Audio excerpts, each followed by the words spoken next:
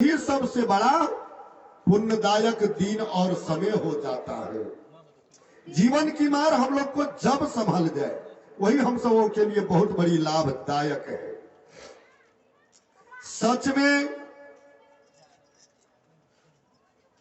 भगवान की असीम कृपा जब होती है तो जीव प्रभु की शरण में जाते हैं। असीम कृपा जब होती है तो जीव प्रभु की शरण में जाते हैं। मेरे बंधुओं, ध्यान रखिए, ध्यान रखिए। सच में द्वापर की अंतों समय में सच में 88,000 ऋषि महात्मा मिल करके नैमिषारण्य क्षेत्र श्री सूत जी की आश्रम पर पहुंचते हैं। ध्यान देंगे, हम लोग कौन सा क्षेत्र की वासी हैं? हम लोग कौन सा क्षेत्र की वासी?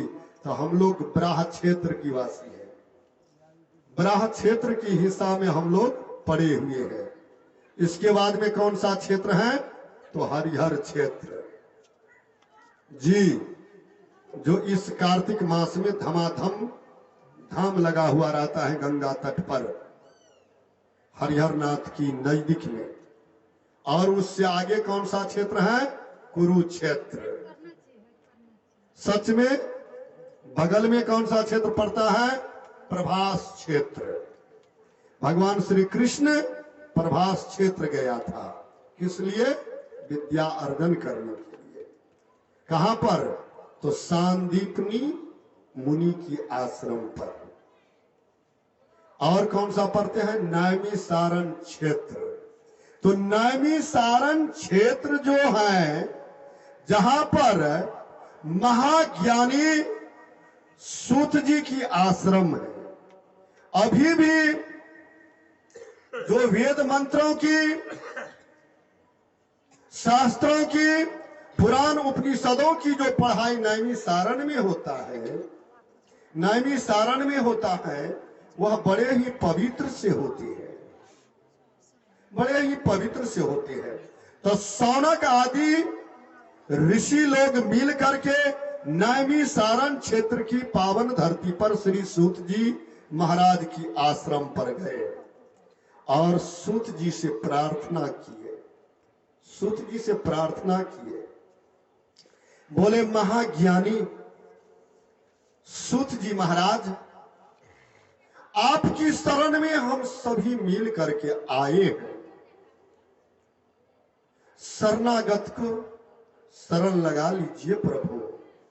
और श्री सूत जी महाराज को सूर्य माना जाता है। सूर्य, जिस तरह सूर्य अपने प्रकाश से पूरे दुनिया को प्रकाशमय करते हैं, उसी तरह सूत जी महाराज अपनी ज्ञान शक्ति की बदौलत संपूर्ण संसार की अज्ञानी की अंधकार मिटा करके प्रकाशमय करते रहते हैं। एक सूर्य की समान सूत जी को माना गया है। जब ऋषि महात्मा मिल करके श्री सूत जी महाराज की आश्रम पर जाते हैं और प्रार्थना करते हैं, आदर के साथ मुनियों ने सभी को यथोचित आसन दिए ग्रहण करने के लिए, और पूछते हैं, महाज्ञानी संत भगवान, इस सूत की दंडवत स्वीकार करें प्रभु, क्या आदेश है? क्या आदेश है? आज तक संत से ज्ञानी नहीं पूछते हैं जो क्या काम है आपको। नहीं नहीं, हम लोग पूछ देते हैं किसी को कि भाई क्या काम है, लेकिन ज्ञानी कभी नहीं पूछेगा, कभी नहीं पूछेगा जो क्या काम है। क्या काम है उच्चारण कीजिए, जो क्या काम है, तो इसमें अहंकार रूपी बात शब्द आ जाते हैं। और बस इसी शब्द को थोड़ा इसमें ले लीजिए कि क्या आदेश है, क्या आदेश है। तो देखिए कितने बड़ा आदरता मिलता है। महानता मिलता है। बोले क्या आदेश है इस सूत के लिए? बोले प्रभु अब हम सबों को भक्ति भजन में मन नहीं लगता है, भक्ति भजन में हम सबों को मन नहीं लगता है। दिल करता है कि जो प्रभु की भजन सत्संग कीर्तन अच्छा नहीं लगता है तो छोड़ दूं। श्री सूत जी महाराज ने हाथ जोड़े और कहते हैं संत भगवान आप सबों की जो यह वाणी है, हाँ आप सबों की जो यह वाणी है यह बड़े ही शोभनीय है और आप लोग जो पूछे हैं यह भी पूछना परम लाभदायक है। भगवंत जिस तरह शरीर पर मानव वस्त्र धारण करते हैं, कपड़ा धारण करते हैं, जिस तरह मानव शरीर पर कपड़ा धारण करते हैं और वह कपड़ा जो गंदा हो जाता है या शरीर गंदा हो जाता है तो उसको सफाई करने वाला वस्तु की द्वारा जो सफाई किया जाता है, सफाई किया जाता है तो वह पुनः अपना रंग में आ जाते हैं, वह सफाई हो जाता है, सफाई हो जाता है। इसलिए उसी तरह जब बुद्धि भ्रमित होना शुरू हो जाते हैं, धर्म से भक्ति से सत्क्रिया से मन दूर हटना शुरू जो हो जाते हैं, तो उस वक्त में ज्ञानी पुरुष को क्या करना चाहिए, संत को क्या करना चाहिए, उस समाज को क्या करना चाहिए? तो कोई ना कोई पुण्य काम की आयोजन करना चाहिए। कोई यज्ञ हो या सत्संग हो या कथा हो, उसका आयोजन करना चाहिए। जिस तरह मैल सफा करने वाला वस्तुओं की द्वारा साबुन सर्फ इत्यादि की द्वारा वस्त्र सफा किया जाता है, उसी तरह सत्संग की द्वारा, सत्संग की वाणी की द्वारा, वेद शास्त्रों की वाणी सुन करके मन जो विचलित हुआ है, मन में जो मैल बैठा है, पाप जो घेर रहे हैं, उसे सफा कर लेना चाहिए। संत भगवान यही बहुत बड़ी लाभदायक है। और जो जीव जो मानव सत्संग से दूर हटता है, भगवत भजन से दूर हटता है, यानी अच्छा खासा चर्चा से दूर हटता है, वही तो जाकर के नरक में फंस जाते हैं, नरक में फंस जाते हैं। मेरे माता जी कोई चरण नहीं छूइएगा, भगवान को दंडवत कीजिए, चरण कोई नहीं छूइए। सच में शौनक आदि ऋषि गण को श्री सूत जी महाराज इस तरह की उपदेश दिया और कहे जो मेरे गुरु श्री नारद जी जो मुझे बतलाया है, मेरे गुरु श्री नारद जी जो मुझे बतलाया है, वह संदेश मैं आप सबों को बतलाता हूं, आप सबों को बतलाता हूं। ध्यान पूर्वक सुनिए। बोले देखिए मेरे श्री गुरुदेव नारद जी के शिष्य थे सूत जी महाराज, और नारद जी सृष्टिकर्ता भगवान ब्रह्मा की मानस पुत्र में सबसे छोटा था, सबसे छोटा। 10 जो मानस पुत्र सृजन किया, जिसमें सबसे छोटा नारद जी थे। बोला मेरे गुरुदेव ने बताया जो मैं अपनी परमपिता ब्रह्मा जी की मुखारविंद से जो सुने हैं, वह सूत हम आपको सुनाते हैं। हे संत भगवान, और श्री नारद की शिष्य सूत जी अपने गुरुदेव की मुखारविंद से कहा हुआ वाणी मैं आप सबों को सुनाता हूं। जब द्वापर युग समाप्त हो गया, कलिकाल कलयुग की प्रारंभ हो गए, तो उस समय में इस कलिकाल कलयुग में घोर अपराध, दुष्कर्म, अत्याचार बढ़ता गया, बढ़ता गया।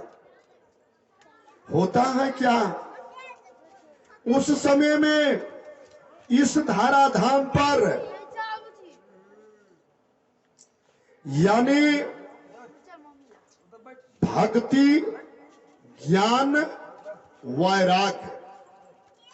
भक्ति मां थी, ज्ञान वैराग्य दो संतान था।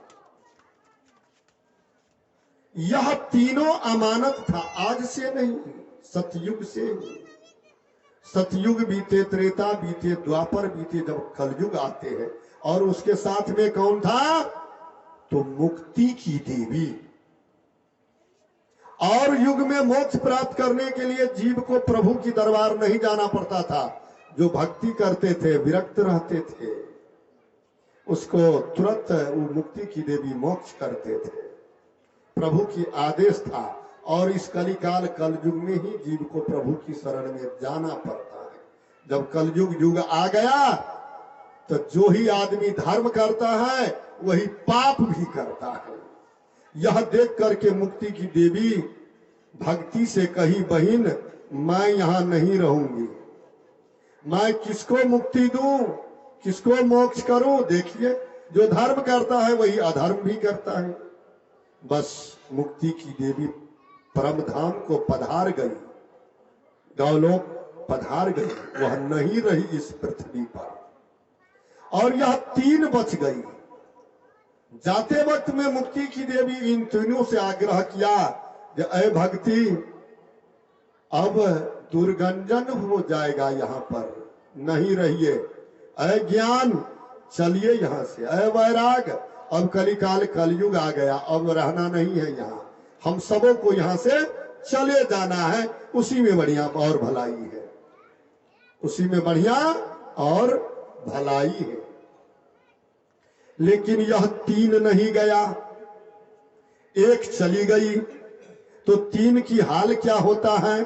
सूत जी कहते हैं सौनक इत्यादि ऋषिगण से, जो हाल क्या होता है, जहां जहां भक्ति जाती है तो कलयुग की प्रभाव हर जगह में पड़ा हुआ है, हर जगह में, कहीं उसको स्थान नहीं मिलता है। भक्ति ने कही अपने पुत्र ज्ञान से कि बेटा ज्ञान, जिधर जिधर जाता हूं तो उधर उधर उधर उधर कली की प्रभाव पड़ा हुआ है। इसलिए करके गांव समाज को छोड़ करके अब धाम तीर्थ में वास करना उचित है, धाम तीर्थ में वास करना उचित है। बड़े बड़े धाम तीर्थ गए, पुष्कर, अयोध्या, हरिद्वार, कुरुक्षेत्र, रंगनाथ, सोमनाथ, तुम्बनाथ इत्यादि धामों में भ्रमण करते हैं तीनों मिल करके। कली की प्रभाव कहीं नहीं घटता है, कलयुग का प्रभाव बढ़ता ही जाता है, बढ़ता ही जाता है। हर जगह में ज्ञान ने दोनों को ले गए, मां भक्ति और भाई वैराग्य को। वैराग्य इंसान तब होते हैं जब उसके पास में ज्ञान हो जाते हैं। देखिए, वैराग होने की भी उम्र नहीं है, ध्यान रखो। ज्ञान यानी वैराग होने की कोई उम्र नहीं है, इस पर ध्यान देना है।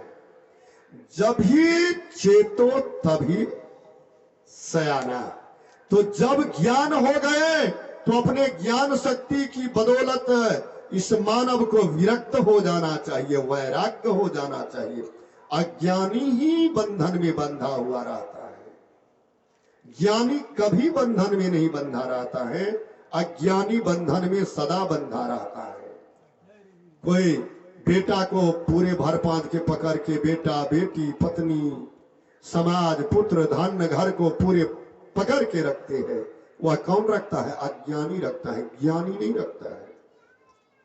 भगवान की ऐसा कृपा हो गया। सूत जी कहते हैं हर जगह ज्ञान ले गए तो पृथ्वी पर कली का प्रभाव कहीं कम नहीं था।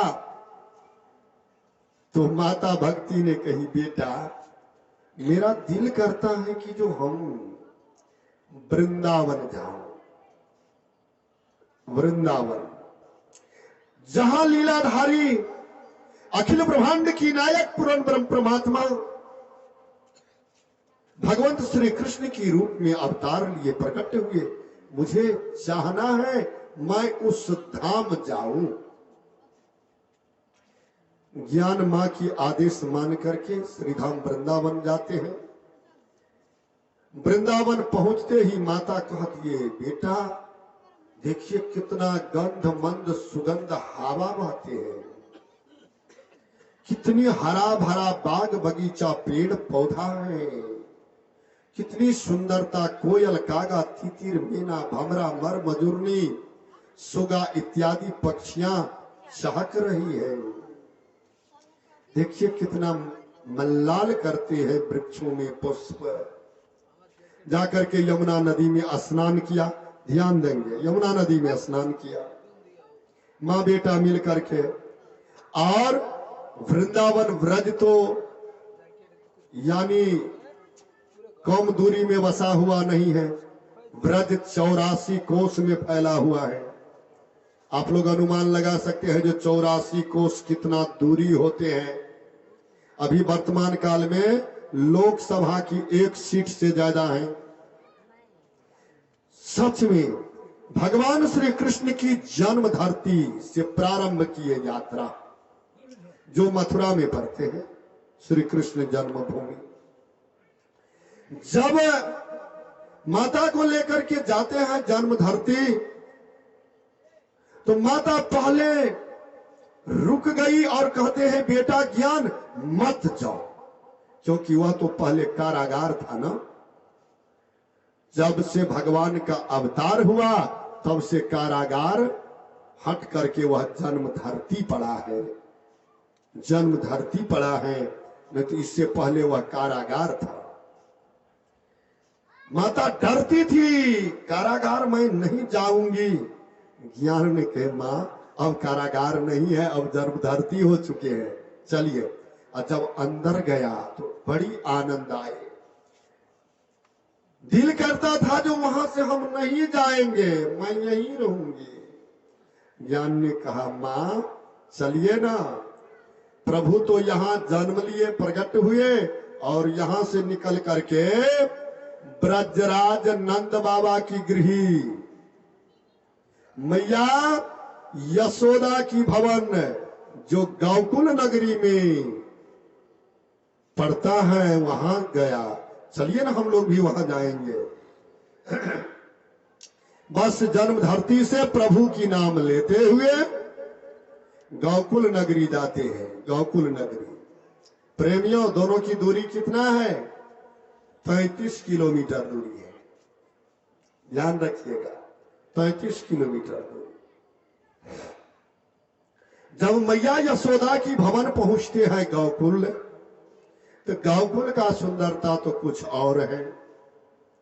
वहां पर जाकर के वृद्ध माता की स्तन से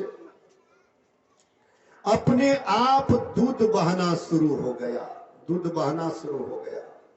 मां की स्तन से दूध जो बहना शुरू हो गए तो माता आश्चर्य में चकित हो गई, जो मैं वृद्ध हूं और वृद्ध अंग से दूध बहती है, क्या प्रेम मैया यशोदा की यहाँ थी। जिस स्तन का दूध प्रभु ने पान किया था, आज मेरे भी स्तन से दूध बह रहे हैं, आज मेरी स्तन से दूध बह रही है। श्रोता भगवान,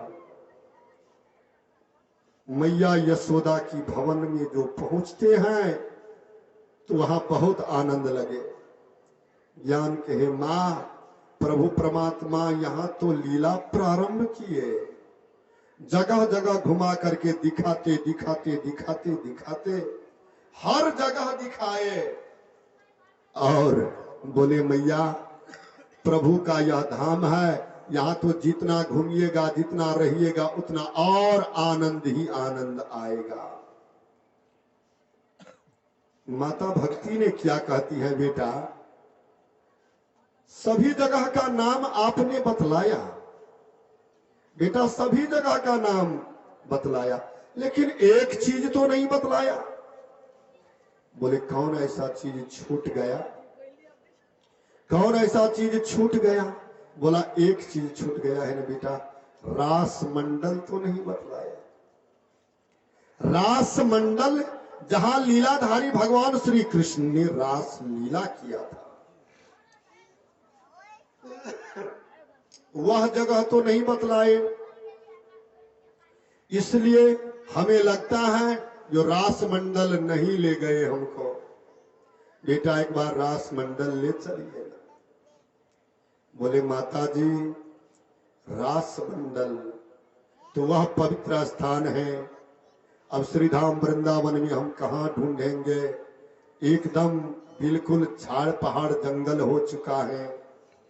ठीक है मैया, अगर आपकी इच्छा है तो इस वृंदावन में, इस ब्रज में हम लोग घूमते हैं, रास मंडल भी जाते हैं। माता जी को लेकर के जाते हैं जहां रास मंडल की छत्र छाया क्षेत्रफल था। वहां जो पहुंच जाते हैं तो उसमें क्या होता है, माता जो 80 वर्ष की 80 वर्ष की जो वृद्धा थी, वह 16 वर्ष की सुकुमारी बन गई। क्योंकि कली की प्रभाव से उसकी जवानी घटती जाती है, बाल सफेद होती जाती है। लेकिन वहां जाकर के क्या हुआ, 16 वर्ष की सुकुमारी बन गई, 16 वर्ष की सुकुमारी। और दोनों भाई जो ज्ञान और वैराग जवान था, यह दोनों जड़ जड़ का वृद्ध हो गए, लड़खड़ा करके धरती पर गिर जाते हैं।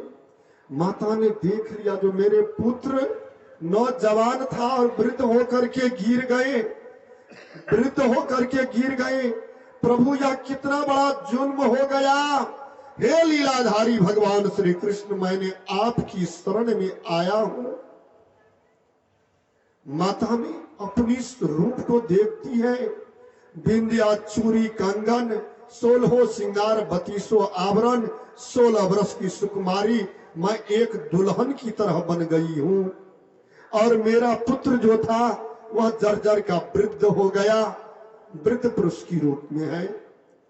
बैठ गई और दोनों पुत्र की सिर अपने जंघा पर लेकर के अब मैया प्रभु परमात्मा की पुकार करना शुरू कर दिए और रोना शुरू कर दिए। भगवान मेरे ऊपर में आपने कैसा कष्ट ला करके रख दिए, भगवान कैसा कष्ट ला करके रख दिए। जिसका पुकार कोई नहीं सुनता है, उसका पुकार कौन सुनता है? भगवान सुनता है। जब माता भक्ति ब्रज की पावन धरती पर रास मंडल पर रोना शुरू कर दिए तो गालोक हिलना शुरू हो गया। जिस आसन पर विराजमान था प्रभु गौलोक धाम बिहारी श्री कृष्ण, माता राधा रानी वह सिंहासन हिलना शुरू हो गए।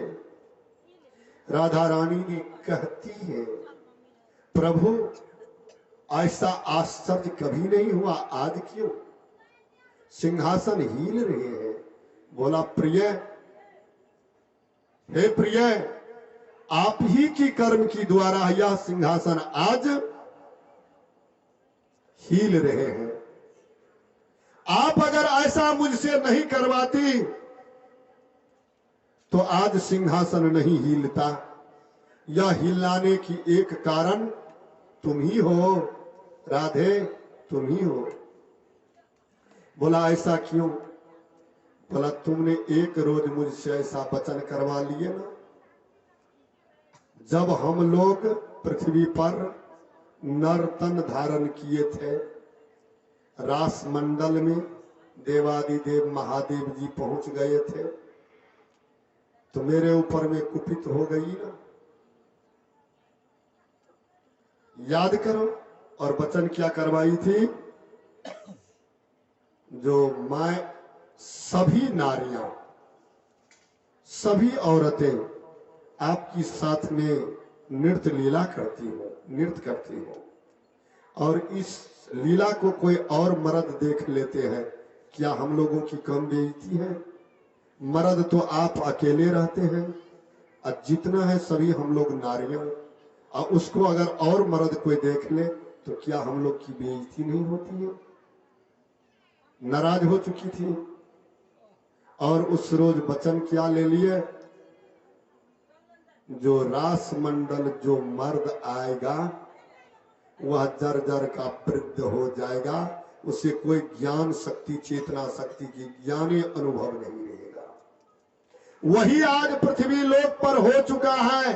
ज्ञान वैराग जर की वृद्ध हो गए और वृद्ध माता जो भक्ति थी वह 16 वर्ष की सुकुमारी कन्या बन करके रो रही है, जिसकी भक्ति से, जिसकी रून यानी रुलाहट से आज गौलोक भी हीन रहे। बोले प्रभु आज तो नारियों के ऊपर समस्या आ गए। बोला उस रोज तो मर्दों के ऊपर समस्या आया था ना,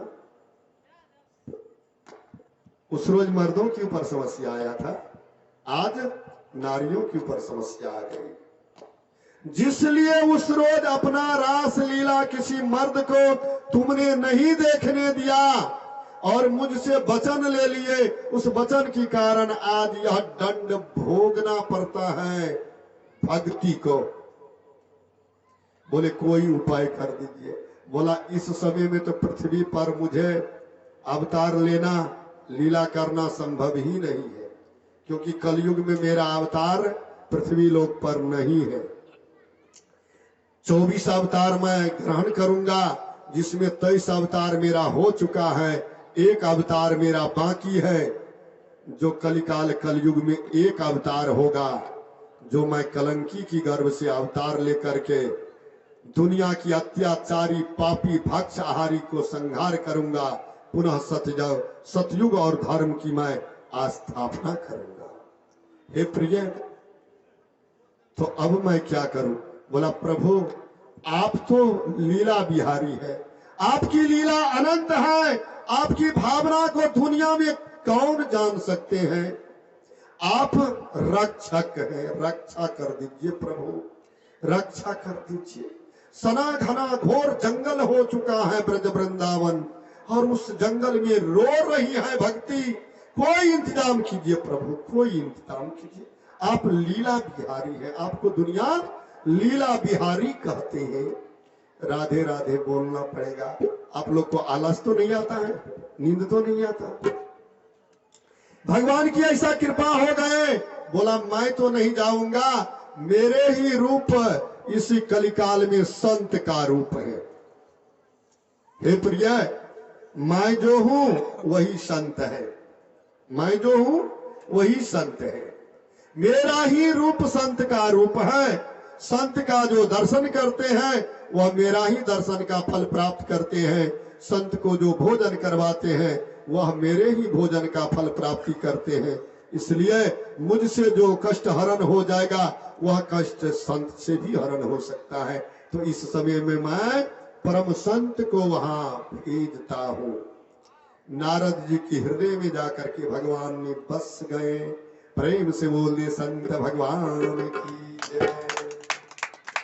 नारद जी के हृदय में जो बसते हैं, तो नारद जी तीर्थ भ्रमण करते करते अपना बीना पर ताल देते देते श्रीधाम वृंदावन बिहारी जी की याद आ गए, तो श्रीधाम वृंदावन पहुंचते हैं। श्रीधाम वृंदावन पहुंचते हैं, बीना पर ताल देते हैं, नारायण की धुन लगाते हैं और वृंदावन की जो रज धूली है उसे सिर पर धारण करते हैं। जो इस भूमि पर आकर के, इस जगत में आकर के प्रभु परमात्मा ने नाना प्रकार की लीला किए थे, लीला किए थे। जब नारद जी रास मंडल की ओर जाते हैं तो रोने की आवाज सुनाई दी। ध्यान से सुनने के लिए प्रयास किया तो उसमें लगा जो कोई नारी रो रही है, कोई नारी। धर्म ऐसा कहता है जो नारी कहीं रोती है तो वहां जाकर के उसको चुप कर दीजिए, समझा दीजिए। नारी की आंख से जो आंसू गिरते हैं ना, गिर जाते हैं, तो मर्द का कर्तव्य बनता है जो उसको जाकर के समझा बुझा करके सांत्वना दिला दीजिए। उसके बाद में आप आगे बढ़िए। देवर्षि नारद जी चौंकते हैं, जो यह भी सना घना घोर घोर जंगल है, कोई मायावी राक्षस है, या प्रेत हैं या पिशाच हैं, निशाचर हैं, लेकिन बोले संत मरने से नहीं डरते, नहीं डरते। जब वहां जाते हैं तो भक्ति को देखें। एक नारी की सारी दुखों की बस अनुभव किए और भक्ति को वचन दिए नारद जी। संत अपने लिए कभी नहीं दुख भोगता है, यह भी याद रखिएगा। संत अपने लिए दुख नहीं भोगता है, पर की भलाई के लिए। बोला जो नारी की भलाई करना, अब इस दुखियारी की दुख को मिटाना मेरा कर्तव्य बनता है। भक्ति धैर्य को धारण करो, यह दुख मेरा दुख हुआ, जहां से तुम्हारा दुख हरण होगा मैं इंतजाम करता हूं। उस समय में देव ऋषि नारद जी वहां वेद पाठ करवाए, संतों की भंडारा करवाए, बहुतों सा यानी पूजन अर्चा किए, लेकिन उधार नहीं हुआ। व्याकुल हो गए नारद जी, व्याकुल। बोले मैंने भक्ति को वचन दिया हूं, जो आपका दुख मैं हरण करवाऊंगा, मुझसे होता नहीं है। नारद जी को कितना कष्ट उठाना पड़ा वचन की कारण। जो वचन जो दे दिए ना, जो भक्ति, अब मत रोइए, तुम्हारा दुख मैं अवश्य हरण करवाऊंगा। तो इस वचन को पूरा करने के लिए नारद जी को बहुत कष्ट से सामना करना पड़ा। आज तो इंसान बोल देते हैं, अब भुला जाते हैं, यादें नहीं रखते हैं। जैसे देखिए आज मैं निहत्था हो चुका हूं, जो मेरे पास हर ढंग का साज है और मुझे थोड़ा थोड़ा बजाने की भी कला है। मेरे साथ पूरे साजिंदा बैठते हैं, पूरे साजिंदा बैठते हैं, लेकिन मैंने दूसरों की वचन में चक्कर में फंस गया। लोभस्य च पापस्य कारणम, दूसरों की चक्कर में फंस करके आज क्या होता है, तो मुझे दिल नहीं लगता है, दिल नहीं लगता है। ताकि मेरे अंदर में जो ज्ञान है वह आप शहर नगरवासी को नहीं मिलेगा। हम अनुभव करते हैं जो नहीं मिलेगा। मैंने जितना तैयारी कर चुका हूं, जितना मेरे पास में कला है, वह आप सबों के बीच में नहीं जा सकते। इसलिए नहीं जा सकते हैं जो मैंने किसी की वचन को मान लिए, धोखा में पड़ गए, मैंने धोखा खा लिया। इसके दंड मुझे भोगना पड़ता है जी। अगर उस रोज मैं हां नहीं कहता तो आज मेरी यह दशा नहीं होती। नारद जी ने वचन दे दिया, जो मैं दुख हरण करूंगा, तो दुख उसको भोगना पड़ा। गांव गांव, नगर नगर, शहर शहर उसको दौड़ना पड़ा और इस कष्ट की निवारण की संबंध में बात करना पड़ा, दूसरा से परामर्श लेना पड़ा। कहीं नहीं मिलता है, कहीं नहीं मिलता है, कहीं नहीं मिलता है। वचन के कारण दुख को भोगना पड़ता है ना।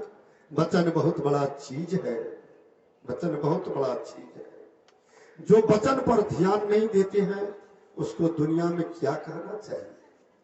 मानव कहना चाहिए? नहीं कहना चाहिए।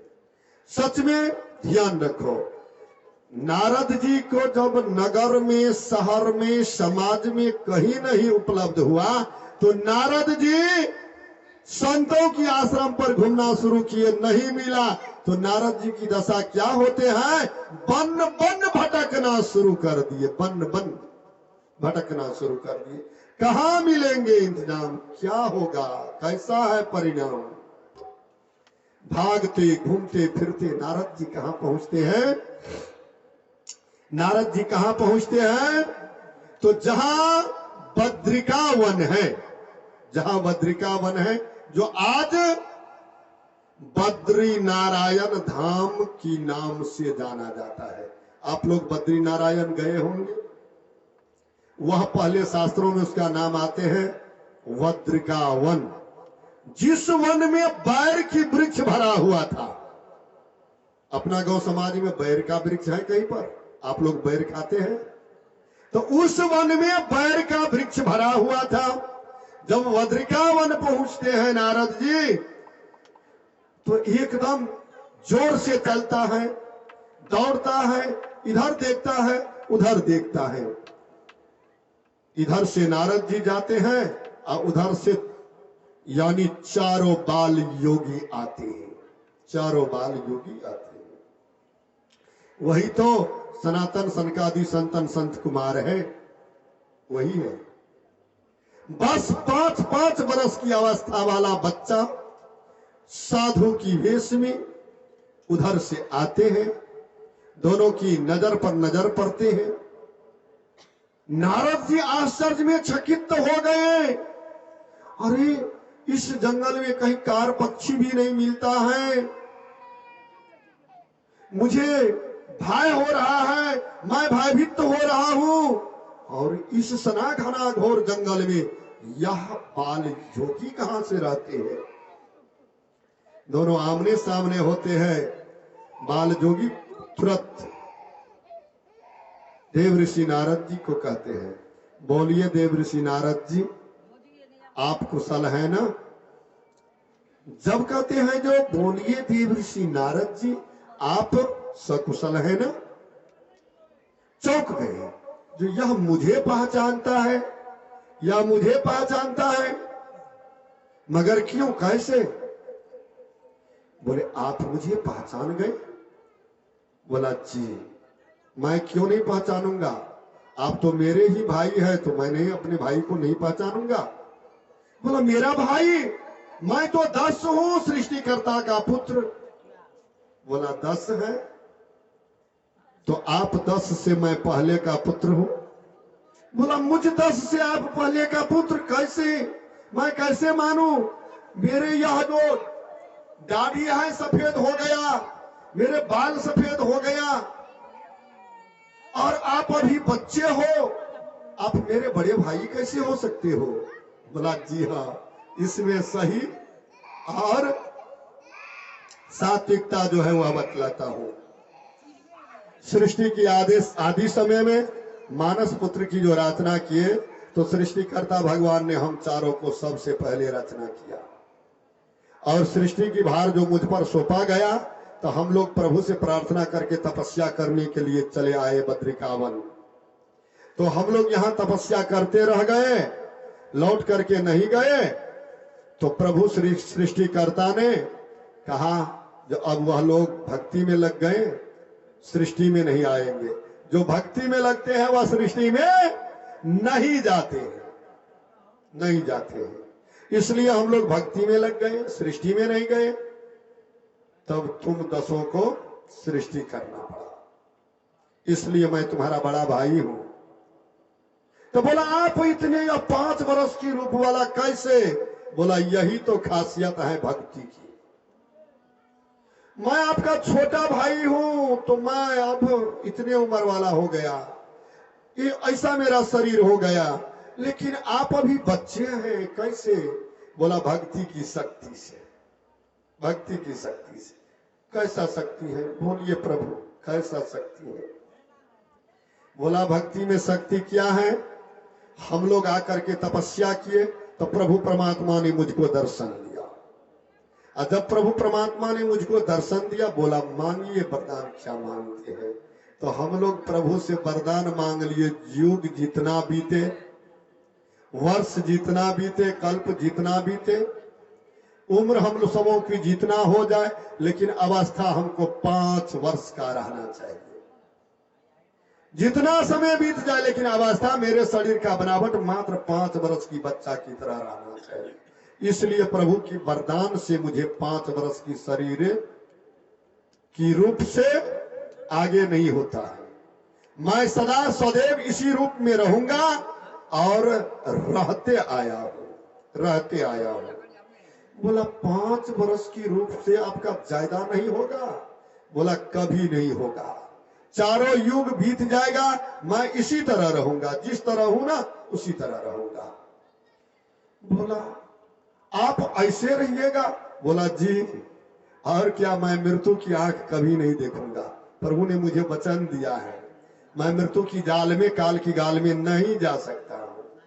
बोला ऐसा भी वचन है। बोला जी, और क्या है। तो 24 घंटा का जो समय होता है, 24 घंटा की जो समय होता है, तो 23.25 घंटा में प्रभु संपूर्ण ब्रह्मांड की काम करते हैं। 23.25 23 घंटा में, ध्यान रखिए। और सवा घंटा का जो समय बच जाता है, तो सवा घंटा का समय प्रभु परमात्मा ने नित प्रतिदिन हम लोगों की साथ में आकर के यहां बिताता है, यहां बिताता है, यहां बिताता है। भक्ति में क्या शक्ति है मेरे भक्त वृंद, थोड़ा ध्यान पूर्वक श्रवण करोगे। कहता है जो 23 घंटा प्रभु परमात्मा ने संपूर्ण ब्रह्मांड में बिताएगा और सवा घंटा प्रभु परमात्मा हम चारों की साथ में बिताएंगे, चारों की साथ में, और हमसे बात करेगा, हमको सुंदर वाणी सुनवाएगा, हमको आनंद देगा, और माता लक्ष्मी स्वयं हम चारों के लिए भोजन लेकर के आएगी, चारों भोजन लेकर के आएगी। हम चारों जो भोजन करेंगे वह माता लक्ष्मी के हाथ से भोजन करेंगे। और प्रभु परमात्मा जब आते हैं तो हम पांचों बैठ करके मिल करके एक साथ बस अपना अपना आसन पर विराजमान होकर के भोजन करते हैं। जब तक प्रभु नहीं आएंगे तब तक हम लोग भोजन नहीं लेंगे। जब तक प्रभु परमात्मा की मुख की वाणी, सत्संग, सुंदर वाणी नहीं सुनेंगे तब तक हम लोग चैन नहीं रहेंगे। इसलिए मेरा अवस्था 5 वर्ष का है। कल्प जितना बीते, वर्ष जितना बीते, 1000 युग जितना बीत जाए, लेकिन मुझे जो देखते हो मैं इसी भेष में रहूंगा। नारद और मुझे भोजन करवाने वाली माता एक लक्ष्मी है, एक लक्ष्मी है। सच में जब तक प्रभु मेरे साथ बैठ करके भोजन नहीं करेगा तो हम भोजन कर ही नहीं सकते। यह क्या क्या कृपा है? तो भक्ति की कृपा से होते हैं। इसलिए हे नारद, भक्ति में बड़ी ही शक्ति है, बड़ी ही शक्ति है। अरे श्रोता भगवान, थोड़ा प्रेम पूर्वक श्रवण कीजिएगा, प्रेम पूर्वक श्रवण कीजिएगा। बोला लगता है नारद, जिस तरह किसी व्यक्ति की कोई चीज खो गया है और उसे ढूंढने के लिए जो निकलते हैं ना, तो इसी तरह चौंकता है, इधर उधर देखता है। क्या आपका कुछ खो गया है देव ऋषि? कि तब आई भक्ति की याद, तब आई भक्ति की याद। भक्ति की सारे वृतांत सुनाई, सारे वृतांत सुनाई। जब सारे वृतांत सुना दिए जो यह कष्ट में है भक्ति, ज्ञान और वैराग, प्रभु इसका कोई उपाय बतलाए। तो वह बाल जोगी जो कुमार है वह बोले, मैं तो कलिकाल की घोर लहर में इतना भीतर नहीं जाऊंगा, इतना भीतर नहीं जाऊंगा। थोड़ा कष्ट आप भी कीजिए और थोड़ा कष्ट मैं भी करता हूं। थोड़ा कष्ट आप भी कीजिए, थोड़ा मैं भी करता हूं। बोले क्या करूं कष्ट? बोला आप उधर से लेकर के आइए श्रीधाम वृंदावन से उन तीनों को। कहा? हरिद्वार, हरिद्वार। और हम लोग यहां से जाते हैं हरिद्वार। तो हरिद्वार में जाकर के बाल योगी ने भक्ति, ज्ञान और वैराग्य को अपने मुखारविंद से प्रभु परमात्मा की अमृतमय वाणी श्रीमद् भागवत कथा श्रवण कराए। ध्यान दीजिए, यानी श्रीमद् भागवत कथा श्रवण कराए। श्रीमद् भागवत कथा ज्यों ही संकल्प करवाते हैं और श्री कृष्ण गोविंद हरे मुरारी हे नाथ नारायण वासुदेवाय, इस मंत्र का जब स्मरण करते हैं, स्वर लगाते हैं, तो शून्य की ज्योति हो गया। यानी ज्ञान और वैराग को प्रभु श्री कृष्ण की कथा सुन करके कृतार्थ हो गए। जवानी लौट आया। माता जिस अवस्था में थी उस अवस्था में चले गए। आकाश में शंख, नगाड़ा, दुंदुभी, ढोल, नाना प्रकार की अनहद बाजा बजना शुरू हो गया। देवता और देवी फूल की वर्षा करना शुरू कर दिए। ध्यान रखिए, भक्ति, ज्ञान और वैराग को श्रीमद् भागवत कथा बाल योगी ने सुनाए। और इधर राजा परीक्षित को श्री सुखदेव जी महाराज ने सुनाया। ध्यान दीजिए, सच में वह भी कथा लाभदायक है परीक्षित का, तो यह भी कथा लाभदायक है भक्ति, ज्ञान और वैराग्य की। यह भी कथा लाभदायक है। भगवान की कृपा से श्री कृष्ण गोविंद हरे मुरारी हे नाथ नारायण वासुदेवाय इस मंत्र की स्मरण करवाए, जिस श्रवण से सारी रोग से मुक्त हो गए। परमात्मा की ऐसी कृपा रही, जय जयकार हो गया। नारद जी की वचन सत्य हो गया, नारद जी की वचन सत्य हो गया। मैं पंडित बेचन प्रसाद शास्त्री आप सबों के बीच में जो सेवा दिए उसके लिए मैं क्षमा प्रार्थी हूं। अब प्रभु परमात्मा की आरती किया जाए। भक्त की उद्धार हो गया। प्रेम से बोल दे भक्त वत्सल भगवान की जय। जय हो। बड़ी खुशी की बात रही, बहुत अच्छा हुआ जो हम लोग अभी इस ज्ञान गंगा में गोता